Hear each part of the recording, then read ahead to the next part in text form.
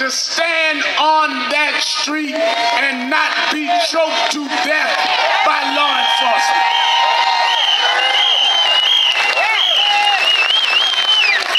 He had the civil right that when he said, "I can't breathe," to expect that law enforcement would take their arms off of his throat and release him and let him live.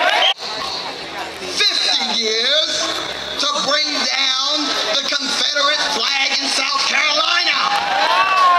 But we're not going to wait to have these 50-year anniversaries.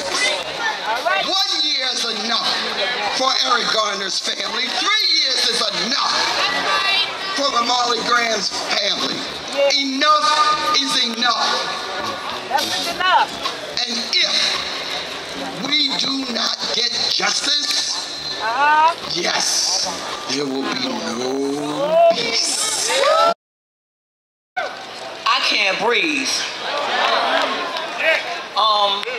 You know, I never prepare a speech. I always speak from my heart. And that's all I know how to do. I can't be nobody but me. And I just want to thank all you guys and everybody all over the United States, the world, that have supported me and my family, my children. And y'all keep me empowered to speak.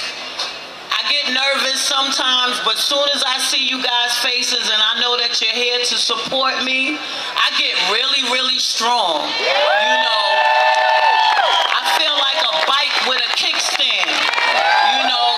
We got to raise the age so that our babies are not going into criminal court. We got to make sure that folks have jobs so we can stop these complaints in our communities.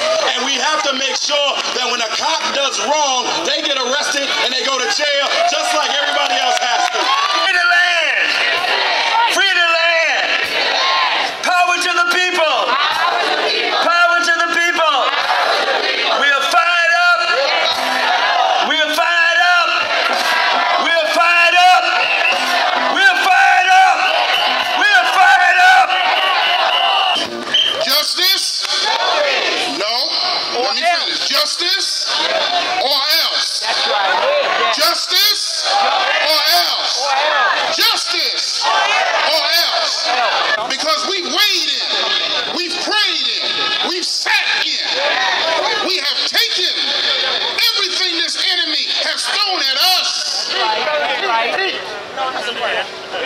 Ramarley Graham. That's right. Richard Hayes should have been indicted a second time. Yes. No justice. Eric Garner, even though the medical examiner said he died as a way of the chokehold, still no indictment. Michael Brown, hands up. We don't hear nothing about no store. He was in the middle of the street, nearly 15 feet away. Hands up, unarmed, no indictment. Fight this battle alone. And so we need you. Don't wait until something happens to your child. No, you didn't hear me the first time. Don't wait until something happens to your child. We can't afford to continue to lose our children. I can't breathe.